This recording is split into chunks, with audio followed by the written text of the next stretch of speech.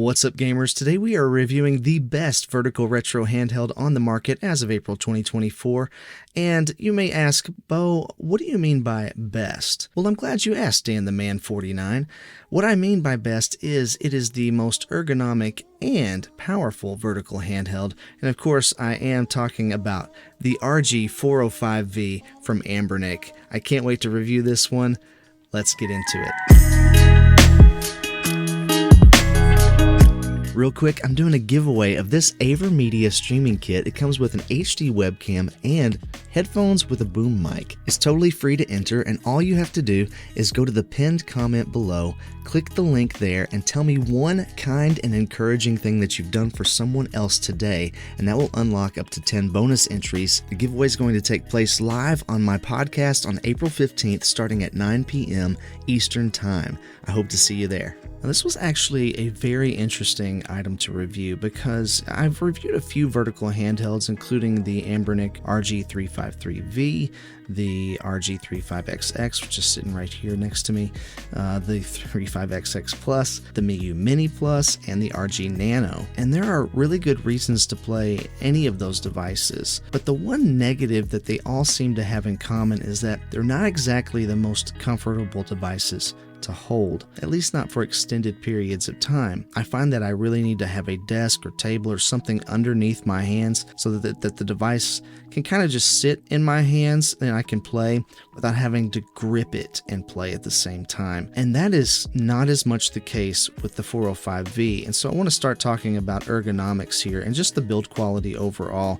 You'll see that this has this awesome wood grain look. I mean, this is just absolutely stunning. It has a few color options. You can get the transparent purple or you can get the classic gray look, but this wood grain look is the one that I went with, and I mean, I feel like this is an absolute showstopper. If you are at a family gathering and you pull this out, everyone is going to be asking you what this is because it's just gorgeous. With this wood grain look, it's actually deceptively light. You would think it would be a lot heavier just from the way it looks visually, but it's actually very lightweight. Weight-wise, it only weighs 283 grams. That's just over half a pound, and I feel like that's crazy light for the size of this device. The control layout is awesome. I feel totally comfortable playing 2D games right like this with the D-pad and the face buttons here, and they have a great amount of resistance. The D-pad is one of the best I've ever used.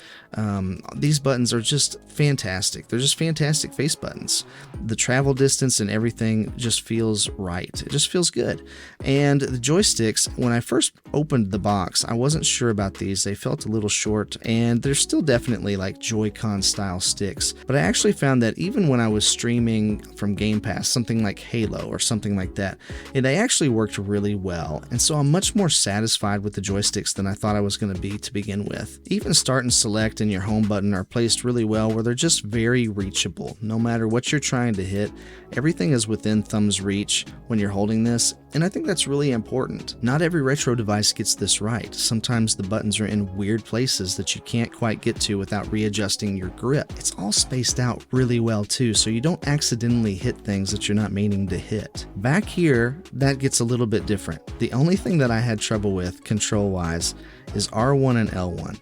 They are just too close to the edge and they press down too easily. And with all the space they have back here, I really wish they could have brought these buttons in just a little more. Like maybe if they had started this where the 1 is instead of right on the edge and pushed all this towards the center, that would have been better, I think. Of course, it's hard to say without getting to test it like that, but that is what I suspect, because I did find myself just when I was just playing in the heat of battle, sometimes accidentally pressing the button down just from having your finger on the edge of the device. But other than that, the controls are amazing, and these grips back here really help out with just the ergonomics of the device. It is so much more comfortable to hold than other vertical handhelds, and I applaud them for that. It even has these little grooves down here for your fingers to slide into.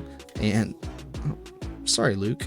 I found that my ring fingers fit in there really well, and then I can just play for hours on end. Speaking of playing for hours on end, there's a couple of things that are really awesome about this device. One is that it has active cooling, and this really does ensure that your device stays running cool while you're playing. It has a couple of different settings. You can leave it off, you can leave it on low, you can leave it on high, or you can leave it on auto, and I found just leaving it on auto to be the best thing for me, and I never once felt like I had any overheating issues that would cause the game to slow down. Now, since it has a fan, you might be thinking, but yeah, Bo, what about the battery life? This is one of the craziest things about this device, because the battery life on this thing, Anbernic says that the battery gets up to 9 hours, and I'm here to tell you that that is absolutely true, if not more than that. I literally played this thing for about 3 hours straight, set it down, put it to sleep, didn't turn it off, just put it to sleep, let it sit for a week, came back, played for another hour, and it still had 25% battery. 25%.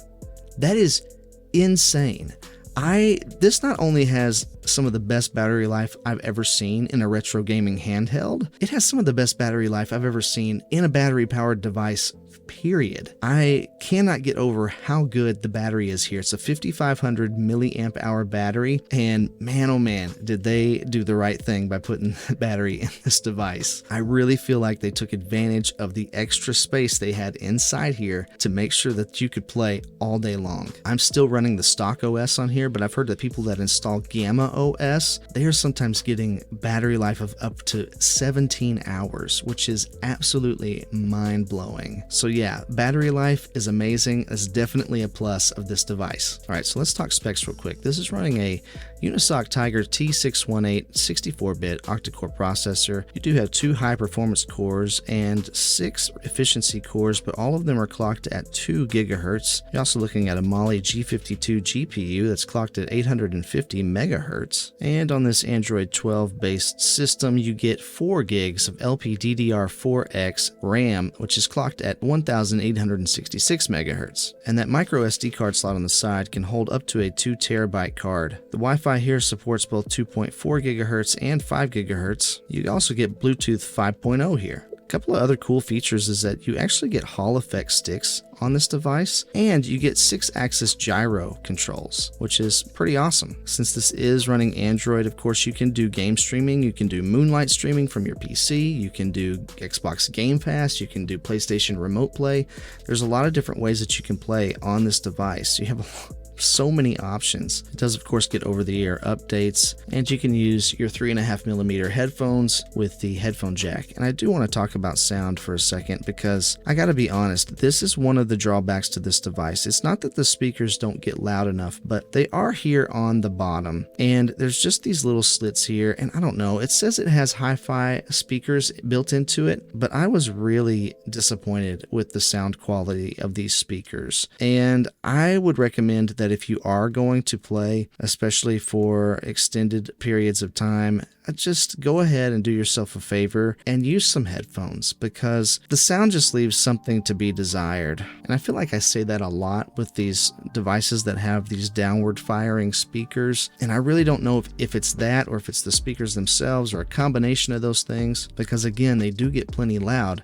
They just don't sound good. Okay, let's talk about display quality. This display is a 4-inch display, which is nice. It also has a 4:3 screen ratio, which is going to be great for a lot of classic retro games, including games from the GameCube and the PS2, which this does play. And since your classic CRT monitors back in the day were 640x480, a lot of your games are going to be right at home here. And that also eliminates really the need to try to upscale any of these games. It's not going to do you that much good to try to upscale past the resolution that the screen actually uses. Obviously, one area where it's going to look a little weird is if you have a 16:9 game like this PSP game here, it just looks stretched when you use the full screen. Some people don't like that. I personally don't usually like that either, but I'm making it work. I will say that this IPS panel has great viewing angles and vibrant colors, and I think it gets adequately bright. It's not the brightest screen I've ever seen. It may not be the best to play out in direct sunlight on a really bright day, but indoors you're always going to be fine. Also, since this is running Android 12,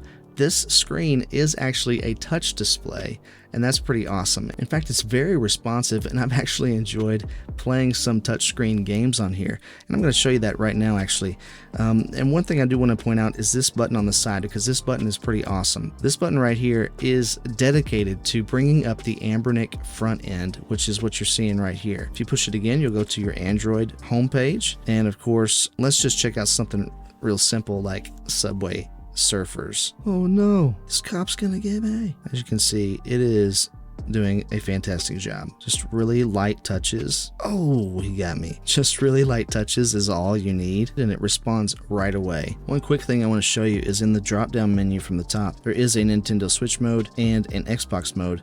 And if you want to play something like Game Pass, which I'm about to do, you really need to put it in Xbox mode to make sure all your buttons are in the right spot. Alright, full disclosure, I was going to show you some Game Pass gameplay, but I can't get it to load any of the games. I don't know if I'm filming this on a Saturday night, so maybe their servers are overwhelmed, but I haven't actually been able. I got into Halo for about 3 seconds, and then it froze on me. I played Game Pass the other day, and it seemed to work fine, but tonight it's not working for me, so I do just want to point that out. Again, I don't know if it's the device, or maybe it's my network, or maybe it's the servers over on Xbox side. Not really sure, but it's not working properly right now. But while we're here on the home screen, I think it's worth pointing out that this does come preloaded with a whole bunch of emulators, including Dolphin, Aether SX2, PPSSPP, Citra, Redream, DuckStation, whole bunch of different emulators. The device supports over 20 platforms. It also has an FM radio app, which is awesome because you just plug in some headphones, and I totally forgot this was a thing, but back in the day, you could use your headphones as an antenna and you could pick up radio stations, and that's pretty awesome. Just kind of a blast from the past for me. Glad to see that there. And yeah, I want to point out this button again because I don't have Gamma OS installed on this. I really feel like for my reviews, I want to give the most accurate, no tinkering involved view of what the device is. And of course, there's tons of videos out there about how you can install Gamma OS and modify your systems and improve things. And I may very well do that in a future video. But for now, I just want to show what this is like out of the box and give you an accurate portrayal of what you're going to get if you're not a person who's super tech savvy or knows much about emulation, because this is a daunting world to get into. And so this is what you're getting out of the box. You're getting a device that has Android 12. It has a bunch of pre-installed emulators and ROMs, and all you have to do to get to that is push this little round button on the side, and it takes you straight to this front end, which I think isn't that bad. Now, some people don't like the way this looks, but there are a few customization options. You can hit the select button, and you've got 3 styles to choose from, as well as 4 themes. All you got to do is just kind of mix it up. Maybe you want to go with style 3 and theme 1. Okay, confirm. What does that look like? Oh, we got some characters here in a grid. That's cool. Maybe you want theme 3. Now you've got the controllers from each system, again in a grid. That's what style 3 is. It's the grid style. Style 2 puts everything in the center of the screen like that, and style 1 puts it on the side with a little description. So you can kind of mix and match those things and pick out something that's great for you. I kind of like this grid with the graphics on it, but I also really like the full screen with these different colored panels on each device. Now, what you're going to find if you do pick this up is that you're going to find that most all of these systems run gloriously. Dreamcast is amazing, PlayStation amazing. The PlayStation 2, the GameCube, and the 3DS are all kind of like bonus systems at this level with this T618 chip. You're going to find that a lot of PlayStation 2 games and GameCube games run pretty well, definitely some better than others, and it's the same for 3DS. Although 3DS, to me, does seem like the one that has the hardest time, and I'm not really sure why that is exactly, but I do want to point out that 3DS, like for example, I tried out New Super Mario Bros. 2 versus Super Mario 3D Land. 3D Land was unplayable. New Super Mario Bros. 2 was very playable. So you're just going to get a different experience depending on what games you play. And when it comes to GameCube and PlayStation 2, while you're going to find a great many games run very well, you're also going to find quite a few that don't. And so it's just going to depend on the game. Especially if you start adding your own games into the mix, there's going to be a lot of trial and error involved. Now, the games that come preloaded on the device those are all going to run really well. But I just want to set expectations where they need to be, that PlayStation 2, 3DS, and GameCube Wii, those are all going to be kind of bonus devices. However, underneath those, anything else on here is going to run great. Nintendo 64, flawless. PlayStation, flawless. Nintendo DS and PSP, those are going to run fantastic. And that's just on the emulation side of things. Then you add in the Android games that you can play, plus game streaming from modern consoles and PCs, and you've got a world of gaming at your fingertips that you can carry with you anywhere. Now, I will say this isn't a pocketable device. It's way too big for that. For example, here's next to the RG405XX, and you can see there's quite a big size difference there. It's thicker and larger in every dimension and heavier, so I wouldn't want to carry this around in my pocket all day. But you can get a case for this. You can put the provided screen protector on, put it in your backpack or a purse or whatever, carry it with you. You're going to be golden. And with this crazy battery life, you really don't even have to worry about taking a charge cable with you if you're on a day trip or something, maybe even an overnight trip, because it really is that good. So what about value proposition here? I mean, is this really worth it? Well, you can get this from Anbernic directly with no games for $138 plus shipping. You can get it with games for up to $168 plus shipping. On Amazon with free shipping, you can usually find it for $180 with some games, but I've actually seen this on sale for as low as $118. And I think, man, at $118, this is an incredible value. I think it's okay at its retail price. You get a large 4-inch screen, great controls, Hall effect sticks, a console that works right out of the box that runs Android 12. That just looks, again, absolutely stunning. But when you start to think, well, I could get a more powerful Retroid Pocket 4, not the Pro version, but just the regular version for $150, well, then that's when this gets a little tricky, because even though that system doesn't come with any games and you're going to have a lot more setup involved in that, it will run the games better, and it's more powerful, and it has a bigger screen that's widescreen so that you could actually stream widescreen games at a decent resolution from Game Pass or your PC. Plus, it can play a larger quantity of the PS2 library and GameCube library. So price-wise, it's a little tricky, but Retroid doesn't really put their things on sale, and Anbernic does. So I think if you can find this on sale, this is a no-brainer, especially if you like that vertical form factor, because again, this is the most comfortable vertical retro handheld I've ever used. So if you're going to check this out, please use the affiliate links in the description. It does help out the channel a lot, even if you don't buy this, but buy something else. It really does help. But what are your thoughts on the RG405V? Do you like this form factor? Do you like that wood grain? Let me know in the comments. Thanks for watching, liking, subscribing, sharing this video with a friend, and as always, stay kind and encouraging out there, and I'll catch you on the flippity flip.